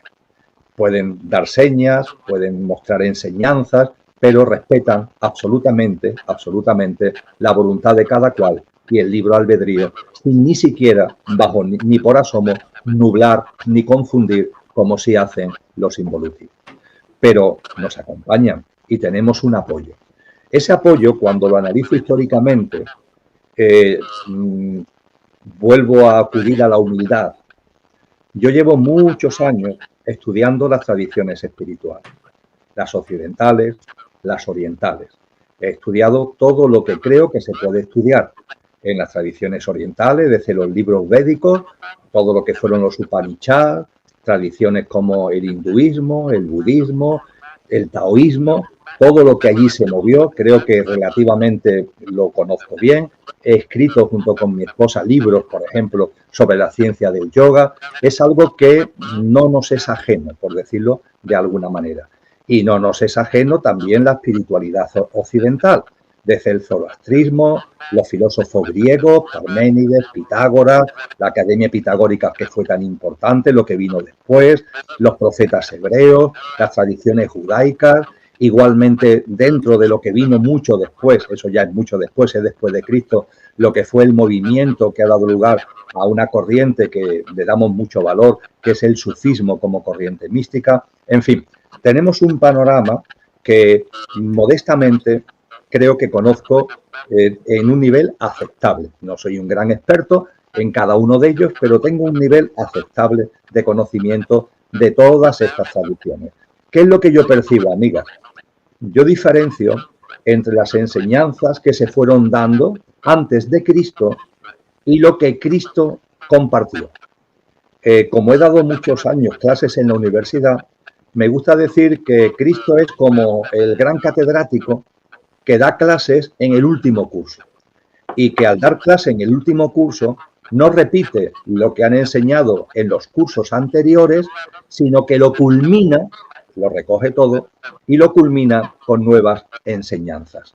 Creo que es un símil fácil de entender. Para mí Cristo es mucho más que un maestro, pero en fin, coloquialmente hablando podríamos decir lo que es el gran catedrático que en el último curso recoge todo lo que han ido enseñando los maestros en cursos anteriores y lo culmina. En el lenguaje que utilizo, me gusta decir que los grandes maestros, tradiciones espirituales, etcétera, anteriores, donde está todo lo que acabo de compartir, hinduismo, budismo, taoísmo, filosofía griega, zoroastrismo, misterios del antiguo Egipto, todo eso, yo lo llamo el plan cósmico. Y a las enseñanzas de Jesús, que recoge todo esto y lo culmina, lo llamo el plan de salvación. Claro, cuando hablamos de las enseñanzas de Jesús, Jesús incide fundamentalmente en lo más importante. Jesús no vuelve a repetir acerca, por ejemplo, de la reencarnación, pongamos por caso, o no nos insiste en el hecho de que hay un tiempo físico y un tiempo espiritual. Eso ya lo enseñaron los sabios de la Grecia clásica cuando hablan de Cronos, el tiempo material cronológico, y hablan de Kairos, que es el que se desenvuelve cuando se está llegando al final de los ciclos. Pongo estos ejemplos, hay muchísimos más, cuando hacemos referencia a que no se repite en las enseñanzas de Jesús, no se repite lo que ya se ha enseñado en las otras tradiciones, sino que se culmina. Las tradiciones previas a Jesús, desde el punto de vista de lo que se acaba de plantear en tu pregunta, ¿qué nos enseñan? Nos enseñan que la humanidad evoluciona en ciclos, en periodos. En las tradiciones orientales se nos habla, por ejemplo, del Kali Yuga, esa edad dura, esa edad difícil, pero se nos habla de que es el preámbulo a una edad dorada.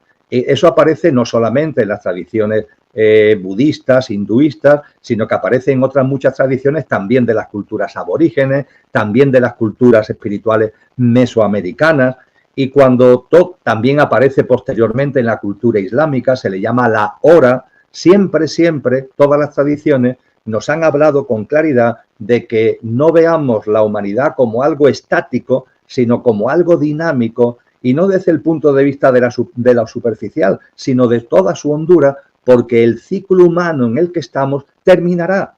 Al igual que una célula da paso a una nueva célula por yemación o por mitosis, este ciclo humano, Jesús lo llamó, esta generación humana llegará a su final y dará paso a una nueva humanidad, a una nueva generación humana.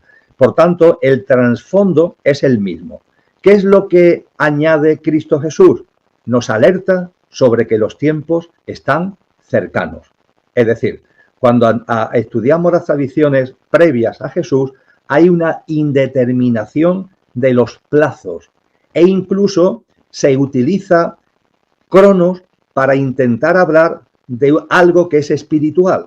Y cuando hablamos del paso de esta generación humana a una nueva ciclo, a una nueva generación humana, no tenemos que meterlo en calendario. Como lo metamos en calendario, nos equivocamos por completo. Tenemos que estar atentos a las señales, tenemos que estar atentos al signo de los tiempos. No lo metas en calendario.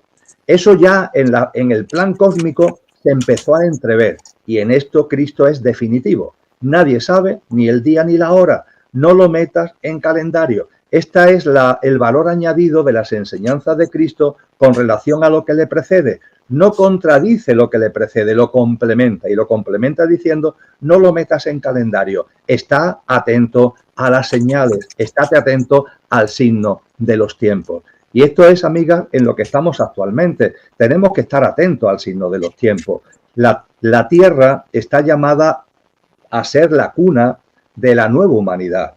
Y se habla de una tierra restaurada, donde vivirán todas las almas humanas que tengan sintonía vibratoria por su estado de conciencia con esa mayor frecuencia vibracional de la Madre Tierra. La Madre Tierra está aumentando su frecuencia vibracional. Esa frecuencia vibracional no la podemos ver en clave cronológica. Tenemos que percibirla, tenemos que sentirla. Desde el punto de vista científico, hay aportaciones como la resonancia Schumann que nos advierte que la frecuencia vibracional de la Tierra va aumentando, Pero ojo, el aumento no es así, no es lineal, es algo más difícil de percibir porque es así, es acumulativo, es como una gota que va cayendo gota a gota y en un momento determinado hay una gota que desborda el vaso. Ese desbordamiento del vaso es lo que supondrá el paso de este ciclo humano a ese nuevo ciclo humano, rememorando ese símil un poco cutre que utilizaba, pero que creo que es válido para entendernos, el momento en el que el ascensor, que ahora tiene sus puertas abiertas para todos los que queramos entrar, el ascensor subirá. Nadie sabe ni el día ni la hora, estemos atentos a las señales. Y esas señales tienen que ver también con las contracciones y con los removimientos, porque este es un símil que nos han enseñado los maestros y que es muy útil. El nacimiento de algo nuevo va precedido de aceleraciones, de contracciones, de removimientos, y cuando sintamos y sintáis esos removimientos y esas contracciones que aumentan y que aumentan, alegraos. Alegraos como la señora embarazada que cuando llegue ese momento, aunque haya removimientos y haya contracciones, lo vive con una satisfacción íntima, con una alegría interior muy potente porque sabe que es el preámbulo del nacimiento de lo nuevo. Y es lo que tenemos que hacer, estar muy atentos a lo que está ocurriendo, los signos de los tiempos. No tenemos que llevarlo a calendario, que es lo que hicieron las tradiciones previas al cristianismo, que hablando del inicio de la nueva humanidad intentaron hablar de X miles de años. Eso nos tenemos que olvidar por completo, porque esto no tiene que ver con Cronos, sino con Kairos, con el tiempo espiritual, y estando atento al signo de los tiempos, sacar jugo del signo de los tiempos, no desde el punto de vista mental, porque nuestra mente puede ser que se asuste, puede ser que diga, uy, qué barbaridad, las cosas que hacen, las que pueden hacer. No, por favor, vamos a intentar sacar el juguito, el zumo detrás de todo esto. Y el zumo que podemos sacar es un zumo que es una auténtica bendición. Yo insisto que las religiones dogmatizadas nos dicen que esto es un castigo. No, esto no es un castigo, por favor. Las almas vuestras y la mía, a mi modesto entender, llevamos ya muchas encarnaciones. Nuestra cadena de vidas, como dice el famoso título del libro de Brian Weiss, ¿no? Muchas vidas, muchos maestros. ¿Cuántas vidas llevamos ya? Y ahora que empezamos de algún modo a percibir que hay unos removimientos, que hay una fragancia, un horizonte que puede suponer precisamente la llegada de esa nueva humanidad, detrás de la que llevamos tanto tiempo, con un recorrido álmico tan potente, ahora que eso ahí lo podemos ver como una fragancia en el horizonte, ¿nos vamos a asustar? ¿Nos vamos a caer en el victimismo, en el derrotismo? Hombre, por favor, no. Esto no es un castigo, esto es una bendición. Y es el momento de vivirlo con conciencia. Yo sé que esto es difícil porque hay mucho sufrimiento, va a haber más, hay mucho dolor, va a haber más. El nuevo orden mundial es lo que genera inevitablemente. Esta gente no sabe otra cosa que no sea egoísmo, egocentrismo, materialismo, y eso es una batidora que no tiene otro remedio que generar dolor. Pero si somos capaces, y yo estoy convencido que tenemos esa capacidad de sacar el jugo de conciencia, vamos a vivir todo esto de una forma distinta, sabiendo lo que ocurre, sabiendo lo que pasa, y a partir de ahí con esa alegría íntima, álmica y de corazón de que estamos llegando a un momento culminante donde nuestras almas hace tanto tiempo que estamos esperando. Yo me refiero a ti y a mí, ¿no? Está abierta a todos ellos, ¿eh? Y que lo que hayan hecho hasta ahora da igual. Que lo importante es que ahora que se han terminado de poner los cimientos, estén alineados. Con lo que me atrevo a decir es que lo que significa Trump en la escena, no tanto estadounidense como internacional, que es lo que de verdad importa, pues vamos a percibir, una vez que tome posesión, en enero del 2006, el 6 de enero del 2025, cuando tome posesión, lo que vamos a percibir es que hay un alineamiento con los principios fundamentales de esta agenda. No va a haber una salida de los pies del plato. Y que la única salida de los pies del plato que se permite es como han hecho los BRICS, para hacerse notar. Es decir, las puertas se han abierto. También esto es un mensaje para, permitirme que lo diga así, los que tienen un menor cociente intelectual, entre los que están ahí peleando por estar en el vagón. Y con esto hablo de Europa. Esto es un aviso muy importante a la élite que tiene a Europa como marioneta. Mirad, aquí lo que necesitamos son personas con capacidad de acción, inteligentes, Por favor, no lo estoy defendiendo. Me estoy poniendo en su lugar, como lo podría hacer cualquiera de vosotros y de vosotras. Y aquí lo que no queremos son personas pusilánimes que se creen que porque han estado históricamente o llevan unos años detrás nuestra ya tienen ganado el puesto. No, aquí el puesto no lo tiene ganado nadie. Hemos terminado de poner los cimientos, los 5 años que vienen son fundamentales y aquí va a tener su sitio el que se lo gane. Y la élite que tiene a Trump y a Elon Musk como cabezas visibles ha dado un golpe en la mesa muy importante para decir, nosotros estamos dispuestos a entrar en esa dinámica y, eso sí, a ganarnos nuestro lugar. Podríamos decir que una élite que es egoica y egocéntrica al máximo, por mor de su agenda y de su programa, ha tenido una cierta dosis de generosidad de decir, oye, la puerta se abre a todos entre vosotros, y que gane su sitio el que realmente se lo merezca, generando así una especie de competencia interna que se entiende que va a ser positiva para que esa agenda se lleve a cabo de la mejor manera posible y conforme al programa previsto. Con lo que el año 2024 creo que está saldado. Podría hablar de más cosas, pero es que quiero hablar de otras cosas, me vienen el compartir otras cosas. Creo que ya el mensaje de lo que es el 2024, lo que pueden ser los próximos años, está ya más que dado con lo que llevo dicho. Podríamos hablar de la Iglesia romana, que también está como poniendo los cimientos para lo que viene. Esto tan curioso del sínodo sinodial, la verdad. Me he entretenido también en leer textos, en ver vídeos sobre el sínodo sinodial. Es francamente curioso, ¿no? Parece como si ahí la Iglesia de Roma quisiera de alguna forma ajustarse al formato necesario y pertinente para poder también tener su sitio, si no puede ser en el vagón de primera, al menos en el de segunda, que va dirigido hacia el nuevo orden. Os invito, no voy a entrar en ello en detalle, pero os invito a que le deis un repasito a lo que ha sido este proceso que se abrió en el año 2021, y ha terminado en octubre del año 2024. Y todo esto, amigos y amigas, va dirigido a que el tren llegue como tiene que llegar, el edificio esté bien construido en el año 2030. Y si se ve que el ritmo no es el adecuado, que el tren se desvía, ahí está el cuadro de mando que han tenido la gentileza de poner delante nuestra para que lo podamos ver, de los botones que pueden tocar, en orden a que nos alineemos por el miedo, por la inseguridad, por la inestabilidad, en fin, por más de lo mismo. Los shocks globales, como ellos mismos lo han denominado, recogiendo, curiosamente, la frase que ya en el año 2007, Naomi Campbell, cuando hablaba de los shocks, hablaba ella de los efectos psicológicos de los shocks, la creación de shock para producir en la gente un golpetazo psicológico y mental que los alinee por el miedo y los alinee por la inseguridad. Y atendiendo a lo que se nos enseña desde el cristianismo, ese 2030, ese arranque, esa puesta de bandera, por así decir, sabemos que los edificios, creo que lo sabéis, si no yo lo digo, o era así antes, puede ser que ya no sea así, pero en las obras de construcción que yo he conocido, de pisos, cuando se van poniendo los pisos y al final, cuando ya se completa el edificio, arriba se pone la bandera. Una bandera que ya simboliza que la obra, hombre, después queda una serie de ajustes, tema de reforma interna, los azulejos, no sé qué, pero lo que es la estructura ya está hecha y se pone la bandera. El 2030, metafóricamente, debe suponer esto.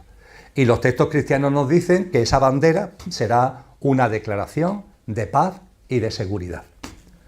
Viviremos momentos de muchos removimientos, tocarán los botones que consideren oportunos, como antes os decía, y eso sí, cuando lleguemos a ese estadio de poner la bandera en el 2030, si hay algún retraso, no lo creo, pero puede ser el 2031, como mucho el 2032, eso tendrá como manifestación una declaración de los poderosos del mundo que se visibilizarán y que darán seguridad de que toda la inestabilidad, toda la inseguridad, todo el miedo ha terminado. La proclamación de paz y seguridad. ¿Qué será la antesala? No sabemos qué tiempo habrá, pero es la antesala a la plena configuración del nuevo orden mundial que el cristianismo llama el triunfo de la bestia, en cuyo seno se producirá la marca de la bestia, la digitalización completa del sistema financiero. Un triunfo de la bestia que se nos dice en las profecías cristianas que durará 7 años. Y que eso sí, al terminar esos 7 años, no solamente terminará el triunfo de la bestia, sino que se concluirá la actual generación humana. Culminará el final de este ciclo humano y tendrá lugar lo que en el cristianismo se llama la parusía y el corte, dando paso a una nueva generación humana que estará ya poniendo los cimientos de la nueva humanidad en la tierra restaurada.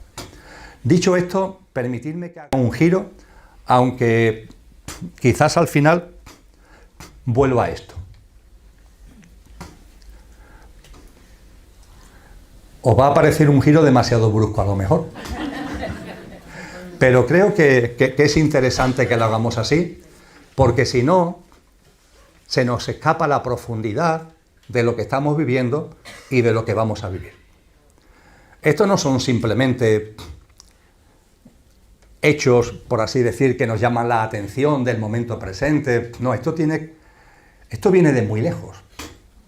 Esto tiene un recorrido muy largo que ahora está plasmándose en su última fase. Mejor permitirme que ahora haga un cierto recorrido, recordando, porque creo que la mayoría lo conocéis, pero para situar adecuadamente lo que he dicho, lo que acabo de compartir y lo que compartiré en el tramo ya ultimísimo de este encuentro, quiero recordaros algunas cosas. Nuestras almas llevan mucho camino recorrido.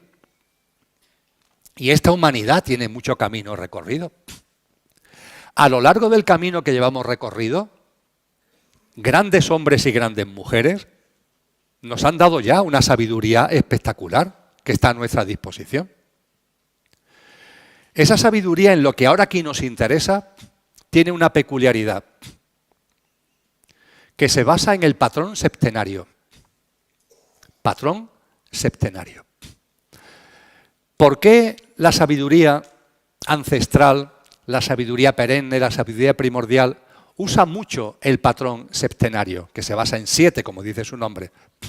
Pues porque, no me preguntéis por qué, desde hace mucho tiempo se sabe que la realidad en la que estamos, su base es septenaria. Y si la realidad material en la que estamos tiene un esquema septenario, ellos entendieron, ellos y ellas, estos sabios y sabias, que el patrón septenario, ya que la realidad se expresa septenariamente, el patrón septenario es la mejor forma de conocernos a nosotros mismos. Hoy sabemos que el átomo, dentro del átomo, hay un núcleo, protones y neutrones, y que en torno a ese núcleo giran electrones. Hay electrones que giran más cerca, electrones que giran más lejos, como si fueran planetas, o que giran más lejos, o que giran más lejos. A esto se llaman los niveles atómicos. Y según los niveles atómicos del átomo se configura la materia de una forma o de otra. ¿Cuál es el mayor número de niveles atómicos? Se dice estos circulitos que hay en torno al átomo por el que se mueven los electrones. ¿Cuál es el nivel máximo, la rotación máxima? 7. El número máximo de rotaciones posibles sobre el núcleo, como si fueran planetas, es el nivel atómico 7. La materia, en su íntima esencia, se expresa en el patrón septenario del 7.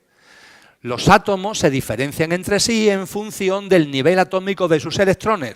Y el nivel atómico de sus electrones, como mucho, es 7. Hoy sabemos que, además de la materia, hay otras cosas. Por ejemplo, parte de los rayos del Sol que no vemos tienen esa característica que se llaman las ondas de espectro.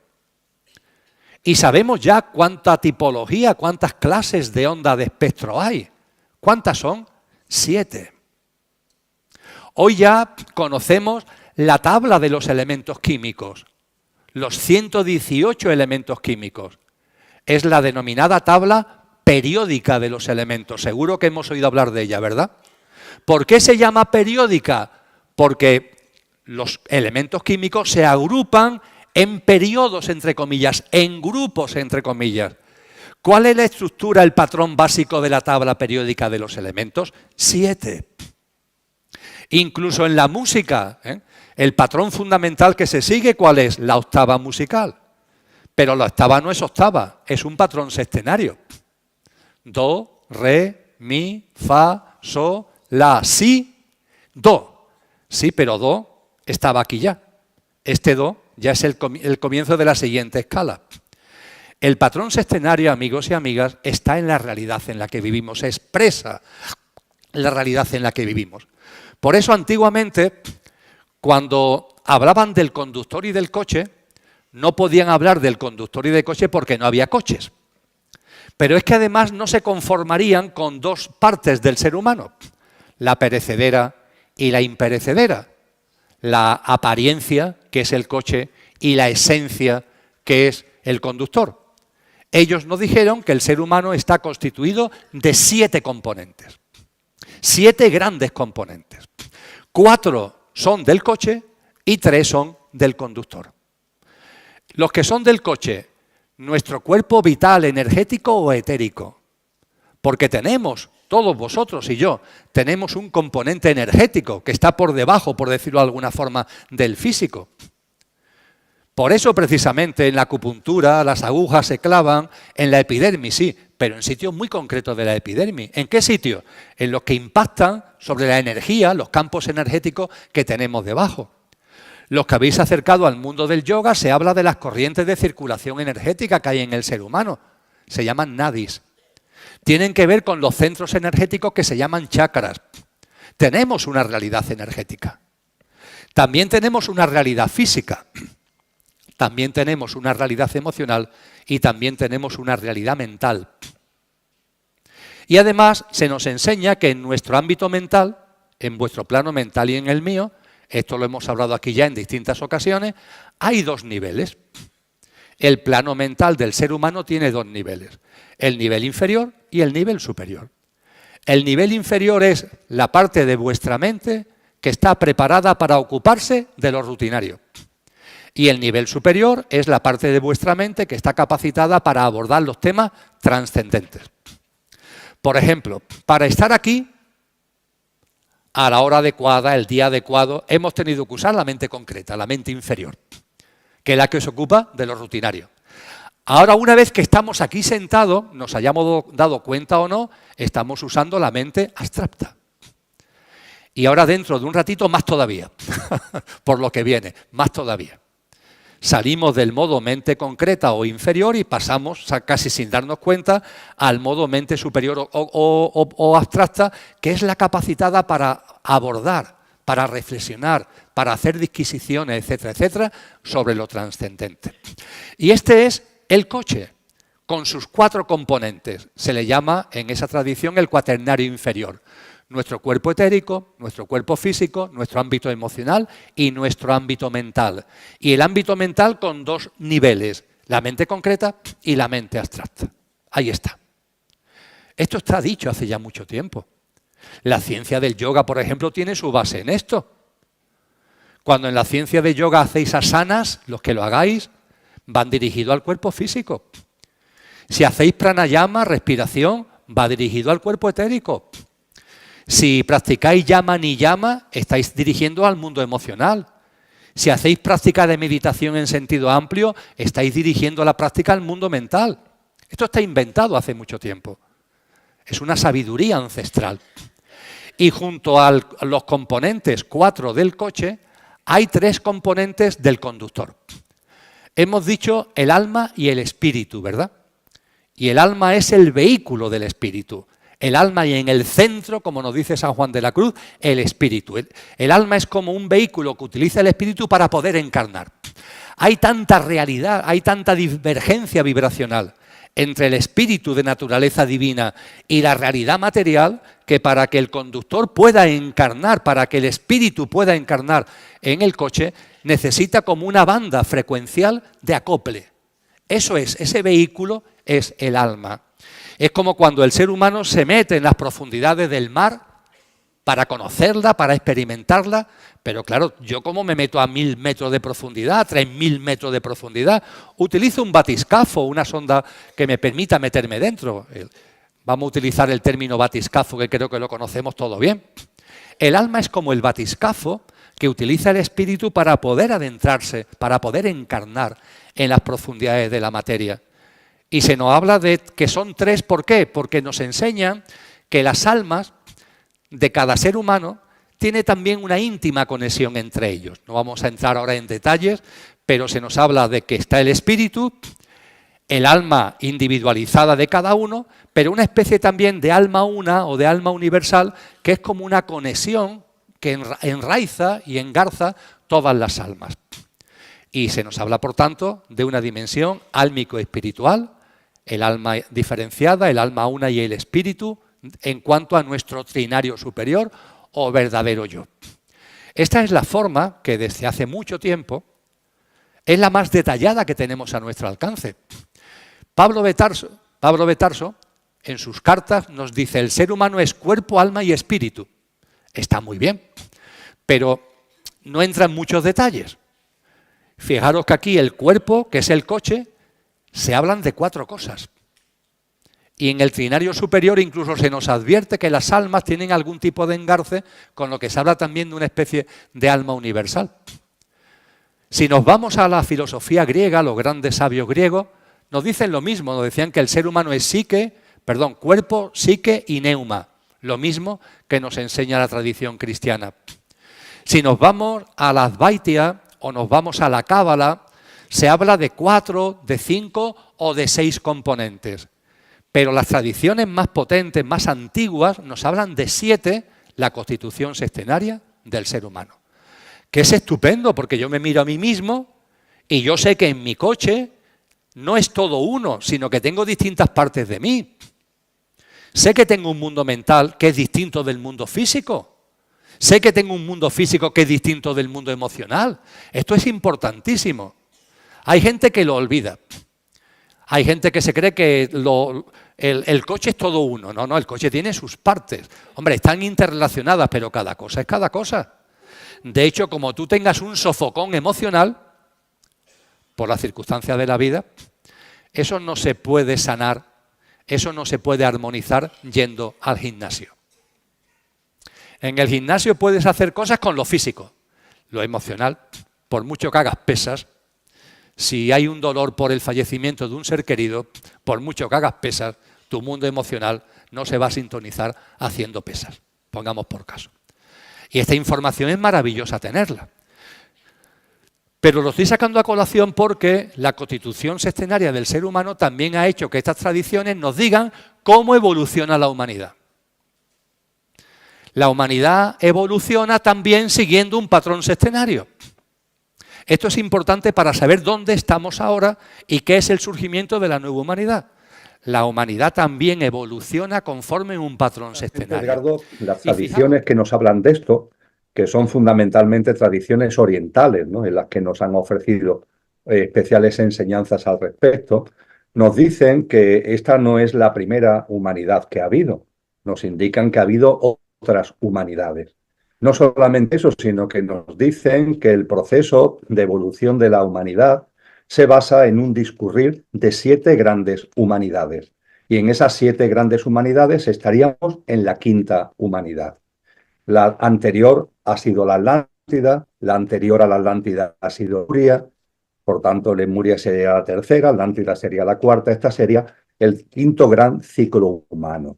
Y posteriormente a este 5º ciclo humano vendrían otros 2, el 6º y el 7º, pero con una importante diferencia, porque la 6ª humanidad, que es la que debe suceder a esta, ya se caracteriza porque el ser humano deja de vivir desde su pequeño yo, deja de vivir desde nuestros componentes físicos, emocionales y mentales, lo seguiremos teniendo lógicamente, pero el mando ya estará en nuestro verdadero ser. Esto es un cambio fundamental. Se nos dice que en la 6ª humanidad ya viviremos desde las cualidades de nuestra alma y en la 7ª y última humanidad desde las cualidades del espíritu, que es donde mora la divinal esencia. Y en ese recorrido precioso, que le da mucho significado, y yo creo que no solamente tiene discernimiento, sino que tiene sentido común. Cada humanidad, a su vez, cada humanidad tiene 7 periodos dentro de cada humanidad. Los 5 primeros periodos, Cristo, Jesús, en el Evangelio de Mateo 24, lo llama generaciones humanas. Hay 5 generaciones humanas, 5 periodos. En la humanidad en la que estamos hay 5 periodos que son como de consolidación de todo lo que vienen de las otras. Y hay un momento concreto, cuando ya pasamos del 5.º periodo, de la 5ª generación humana, a la 6ª y a la 7ª, en el momento del paso de la 5ª a la 6ª, es donde ya se pasa a poner la semilla de lo que será la nueva humanidad. Cuando Cristo Jesús nos dice en ese capítulo 24 del Evangelio de Mateo que os voy a hablar no del final del mundo, os voy a hablar no del final de la humanidad, os voy a hablar del final de esta generación humana, está haciendo referencia a esas generaciones y en particular está haciendo referencia a los últimos periodos, a las últimas generaciones de esta humanidad. Y en definitiva, el momento en el que estamos, y concluyo, es un momento crucial, porque estamos al borde, que es lo que nos comenta Cristo, estamos al borde de pasar ya no todavía a una nueva humanidad, pero sí a una generación humana que tiene que poner la semilla de lo que será la nueva humanidad.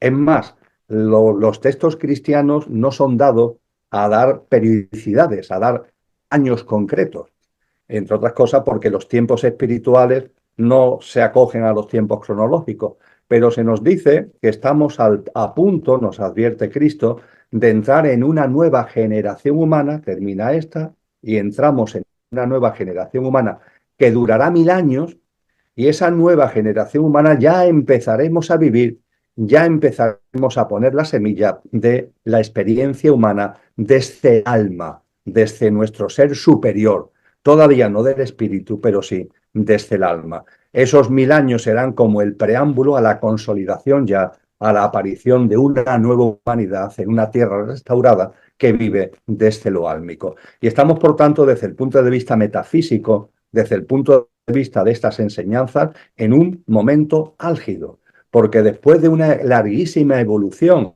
a través de muchas humanidades y dentro de cada humanidad, de muchos periodos y de muchas generaciones, estamos en el momento, en el preámbulo de algo muy importante, en la transición a una forma de vivir realmente distinta, absolutamente distinta, que es por lo que merece la pena que hablemos de una nueva humanidad. Yo diría que estamos en la transición. Yo no me atrevo, evidentemente, a dar fechas. Cristo Jesús dice, nadie sabe ni el día ni la hora, con lo cual, por supuesto, a mí ni se me pasa por la cabeza hablar de fechas, pero creo que sí se corresponde porque Él nos da signos, nos habla de señales, y esos signos, esas señales, están incardinadas con lo que estamos viviendo en estos momentos, que aunque no sepamos cuánto va a durar, sí da la sensación de que estamos ya en esa transición hacia la nueva humanidad en una tierra restaurada. ¿Y eso se interrelaciona un poco también que estaba pasando de la era pisciana a la era acuariana? Es otra forma de denominarlo, no es la forma que utilizan la mayoría de las tradiciones espirituales. Las tradiciones orientales hablan de periodos como el Kali Yuga, pongamos por caso, la Edad de Hierro, la Edad Dorada. En el ámbito del cristianismo se habla de generaciones. En el ámbito de la astrología, ¿no? Se habla de Piscis, se habla de Acuario. Hay muchas formas de abordar el asunto, de mencionarlo, pero al final el mensaje es el mismo. Que tomemos conciencia de que estamos en un momento singular y muy especial a lo largo del discurrir muy prolongado de la historia de la humanidad. Perfecto. Bueno, tal como tú planteas, este año se hizo el Congreso Conciencia y Sociedad Distópica. Imagino que gran parte también de esas conferencias son las conclusiones que tú estás planteando ya en todos estos días, como que hay una nueva historia emergiendo, ¿no? En cambio de paradigma en la forma de pensar. Está todo este tema de la cultura woke también que ha ido apareciendo. Tú hablas como 2024, culminación de la construcción de los cimientos de un nuevo orden. Partamos por ahí. Ciertamente, me parece perfecto. Ciertamente, Edgardo, me llama la atención que cuando ha concluido el año 2024, en las redes sociales, ¿no? En los vídeos, en las reflexiones que ha habido al respecto, yo percibo que hay muchas personas que están, hablo un poco en broma y entre comillas, están como defraudadas, porque el año 2024 no ha respondido a las hecatombe, ¿no? que preveían. No se ha hundido el sistema financiero, no ha habido una guerra mundial, ¿no? Y percibo que de alguna manera, hablándolo coloquialmente, un poco en tono de broma, hay como una cierta decepción de que el 2024 haya pasado sin pena ni gloria. Creo que eso obedece a un error de estudio, a un error de análisis. El 2024 ha sido un año enormemente importante, donde han pasado muchas cosas. No son las cosas quizás que algunos decían que iban a pasar, pero han sido fundamentales. Y de hecho, como tú has apuntado, a mí me gusta decir, para que lo entendamos mejor, que los cimientos del nuevo orden mundial, que es hacia donde vamos, y cada vez está más a la vista. Aquí en España, por ejemplo, hay un periódico de gran difusión, uno de los de mayor difusión, que es el diario El País, el diario madrileño El País, que el primer domingo de enero, el día 5 de enero, a toda portada, a 5 columnas, abría la portada con hacia el nuevo orden mundial. Estamos en el 2025, ¿esto qué supone? Hacia el nuevo orden mundial. Seguro que ahora tendremos ocasión de profundizar al respecto. Pues bien, efectivamente, vamos hacia el nuevo orden mundial. Ese nuevo orden mundial tiene como fecha programada para su plasmación definitiva el famoso 2030, con la agenda que está detrás, y el 2024 ha culminado los cimientos. Yo diría que el nuevo orden mundial lo podemos ver como un edificio que hay que construir. Pues bien, el 2024 ha supuesto la culminación de los cimientos. Ahora ciertamente hay que construir las distintas plantas para que en el 2030 el nuevo orden mundial, en la agenda que tiene la élite, sea una realidad. Pero ojo, porque cuando se construye algo, cuando se construye un edificio, los cimientos son fundamentales. Diríamos que cuando ya se han forjado los cimientos, cuando los cimientos ya se han establecido, la construcción del edificio es más sencilla, porque ya, entre comillas, es poner ladrillos, porque ya se ha cimentado bien la construcción. Pues bien, esos cimientos se venían poniendo hace algún tiempo y el 2024 ha supuesto la culminación de los cimientos. Y fíjate que muy brevemente, Edgardo, tenemos que ser conscientes de que en mayo del año 2024, en la Asamblea Mundial de la Salud, se aprobó el Tratado de Pandemias. Muy importante, porque el Tratado de Pandemias establece que las situaciones pandémicas que pueden llevar a tomar decisiones que afectan al mundo entero no son solamente situaciones de existencia de patógenos, sino que el tratado que se ha aprobado por todos los países del mundo incluye en pandemias la existencia de patógenos, la sospecha de existencia de patógenos y, ojo, las emergencias climáticas, que también se meten en el mismo paquete de lo que son esas pandemias en el contexto del Tratado de Pandemias. Pero es que también en esa Asamblea Mundial de la Salud se realizaron modificaciones del Reglamento Internacional de Salud.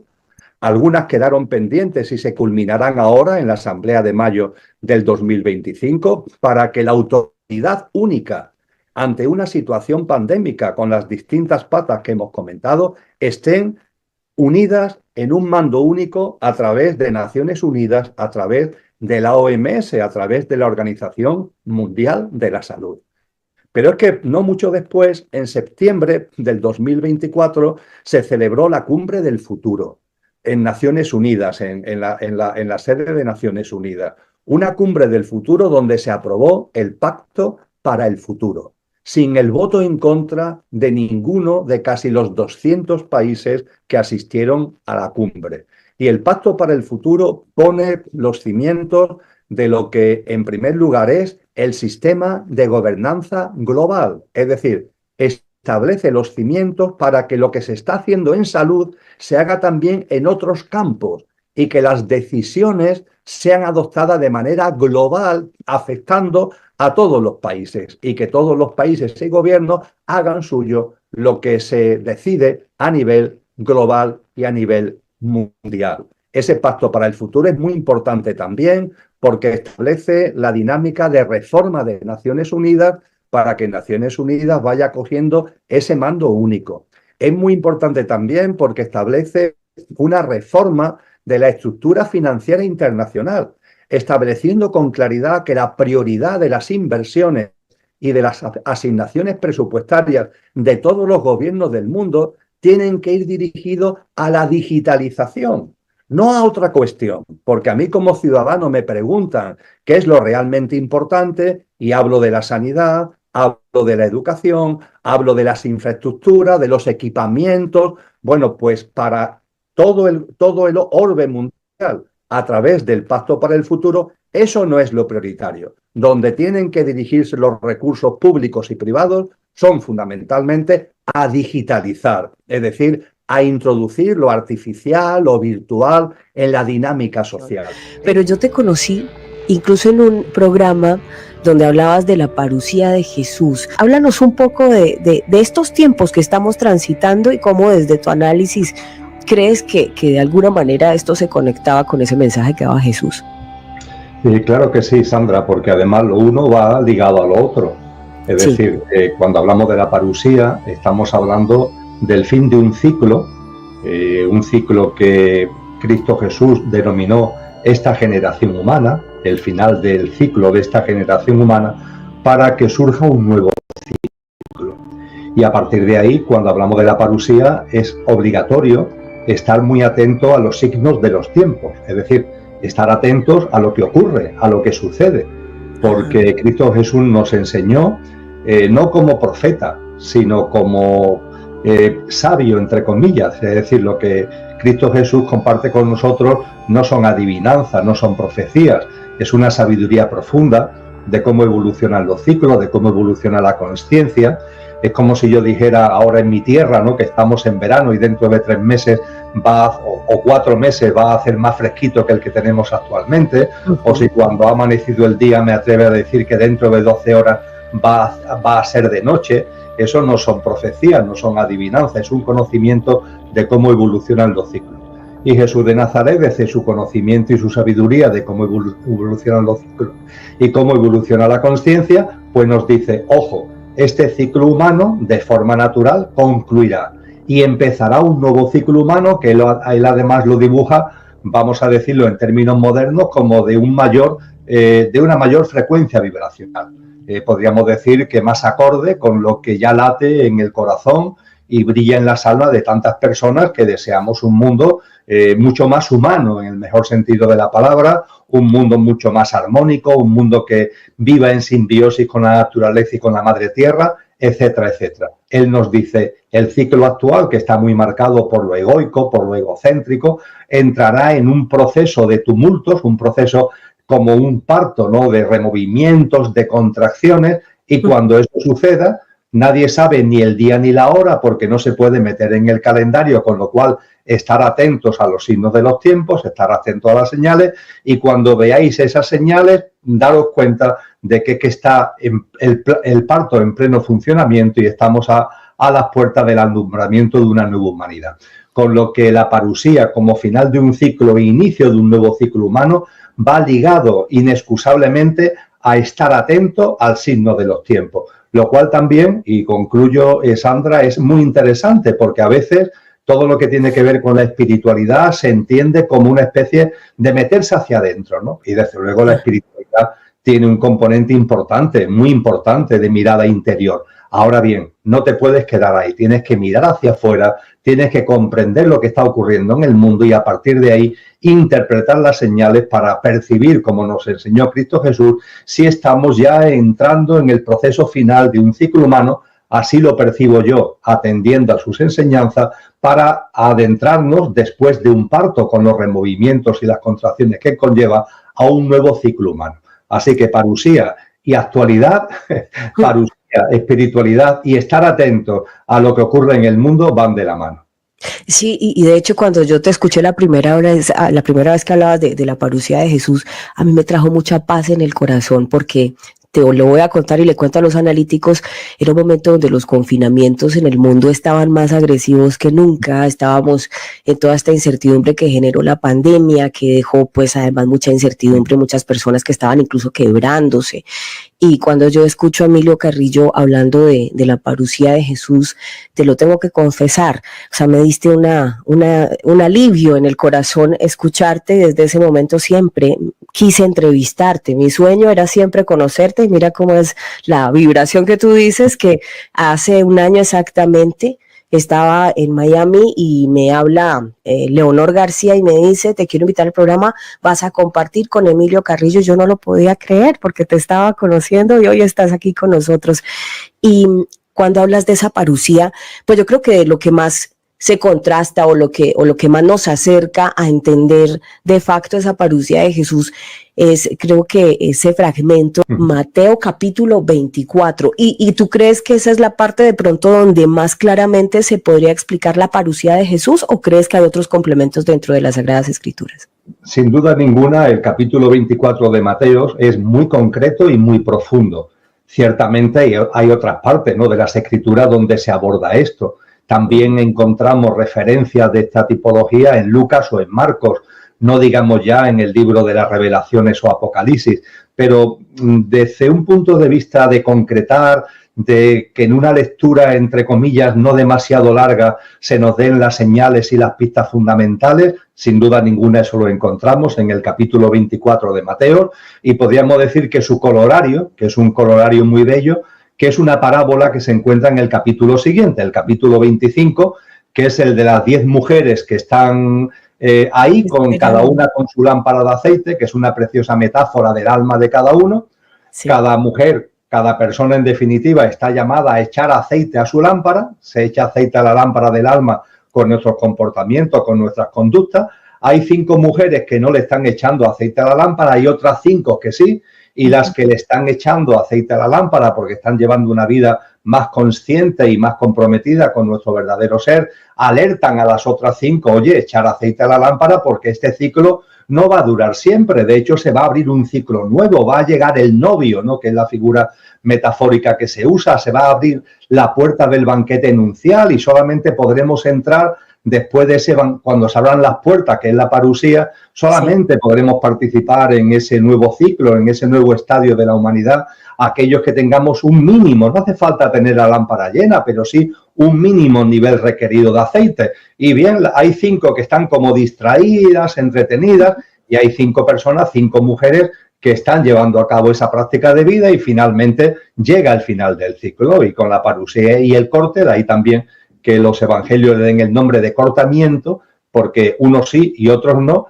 y los sí o los no, no se trata de que nadie nos juzgue, esto no va de juicio, esto no va de que nadie nos castigue ni nos premie, no, esto va de cada uno, de su forma de vivir, y la nueva humanidad irá en sintonía con una frecuencia vibracional más alta, como antes compartía, y será vivida por aquellas personas, es decir, aquellas almas encarnadas, con el nivel de aceite mínimo requerido, con una visión de la vida y una forma de desplegar y entender la vida acorde con esa nueva vibración, y las que no, pues no podrán participar en ese nuevo ciclo humano. Y como tú muy bien dices, esto no se nos enseña. Cristo Jesús no nos quiere meter miedo, dicho coloquialmente, ¿no?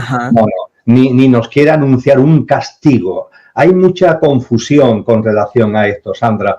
La parusía, el corte, el final de este ciclo humano para que se inicie el ciclo de una nueva humanidad, por favor, esto no es un castigo, es una bendición. Es decir, yo creo que somos conscientes en nuestro interior del anhelo que tenemos, ¿no?, por una humanidad que de verdad sea humana, que de verdad pueda poner en valor todo lo que sabemos que son los atributos y las cualidades de ser humano, nuestra generosidad, nuestro altruismo, nuestra conciencia, nuestra capacidad de tender la mano, la compasión, el amor. Eso es lo que a muchas personas actualmente hay algo muy fuerte en nuestro interior que nos está reclamando. Pues bien, la parusía y el corte, el inicio de un nuevo ciclo, es precisamente esto, con lo cual vamos a olvidarnos de estas confusas ideas de castigo y cosas parecidas y vamos a vivirlo con alegría y, como tú dices muy bien, con confianza. Claro, y de hecho lo mencionaba mucho cuando nos invitaba a sentir primero el reino de los cielos dentro de nosotros y que luego lo veríamos afuera. Y este final de los tiempos que dicen muchos es más que nada esa transición a esa nueva humanidad que la logrará, como tú muy bien lo explicas, solo quienes estén en esa conciencia. De hecho, y ya para ir transitando a estos temas que nos atañen hoy, veíamos la semana pasada y antepasada, Emilio, estuve muy atenta contándoles de esos cambios que se están dando al interior de la Tierra, al mismo geomagnetismo que se está presentando, y la primera evidencia científica que conocimos a partir de Eric Hunt, que decía que efectivamente el geomagnetismo de la Tierra está conectado con nosotros. O sea, sí están existiendo cambios y todo esto hace parte de ese tránsito a esa nueva humanidad con mayor conciencia, como lo dices tú. Ciertamente, hay que tener en cuenta que cuando hablamos de un ciclo humano de una mayor frecuencia vibracional, nos podemos preguntar, bueno, ¿y esto cómo se come, ¿no? ¿Esto cómo se plasma? Bien, ahí va a haber un elemento clave que es la frecuencia vibracional de la Tierra, de la propia Madre Tierra.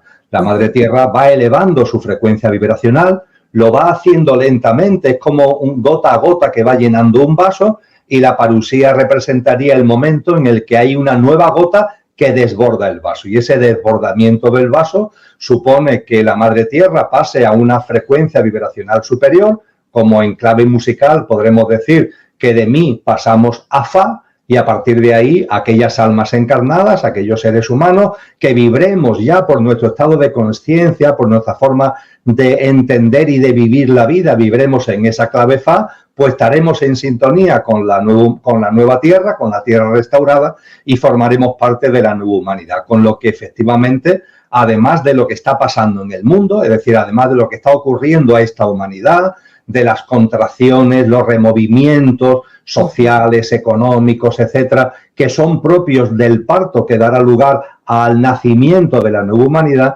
además deberíamos estar muy atentos precisamente a lo que la Madre Tierra nos va mostrando. Ese geomagnetismo que tú comentas, todo lo que tiene que ver con las fuerzas naturales que se están poniendo de manifiesto. Y hay un hecho que ahora mismo ya no admite discusión. Esta mañana precisamente leí un informe en una revista científica donde, bueno, cerca a muchos kilómetros, pero mucho más cerca de lo que yo estoy, está lo que se llama la anomalía del Atlántico Sur. Es un tema que pocas personas conocen, pero es una enorme zona que va desde la cordillera de los Andes hasta Sudáfrica, que se dice pronto, una enorme zona, una especie de gran nube, entre comillas, donde no se sabe por qué motivo el electromagnetismo de la Tierra se ha reducido enormemente. Es decir, la fuerza magnética de la Tierra, desde la cordillera andina hasta Sudáfrica, ha disminuido de una forma tan ostensible que al disminuir el electromagnetismo terrestre, la protección hacia la radiación solar disminuye, y esa zona se ha convertido en una zona, entre comillas, peligrosa para los satélites que a 500 kilómetros circuitan la Tierra, porque están mucho más mucho más predispuestos a la afectación por las radiaciones solares. Pues bien, sin que se sepa el motivo, eso existe, y ya os digo, es una zona inmensa, basta ponerlo en el mapa desde la cordillera andina hasta Sudáfrica, pero no solamente eso, es que la debilidad del campo magnético va a más, y la extensión del campo magnético se está extendiendo. No se conoce el motivo, la ciencia sabe lo que está ocurriendo, pero no sabe el por qué está ocurriendo, y posiblemente sea una señal de que en el núcleo de la Tierra y a la Madre Tierra está ya viviendo un removimiento vibracional que empezamos a ver sus síntomas, aunque desconozcamos todavía lo que está detrás de esos síntomas.